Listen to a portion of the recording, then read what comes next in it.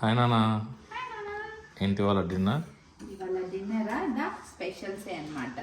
So first అయితే వేడిగా rice, అందులోకి టమాటో చారు, అందులోకి స్పెషల్ వచ్చేసి ప్రాన్స్ ఫ్రై. సో వేడి వేడి అన్నం. మాకు ఇప్పుడు రైనీ సీజన్ అన్నమాట. మంచిగా వాన పడుతుంటే అందులోకి వేడిగా టమాటా చారు, ఇంకా సైడ్ డిష్ వచ్చేసి ప్రాన్స్ ఫ్రై.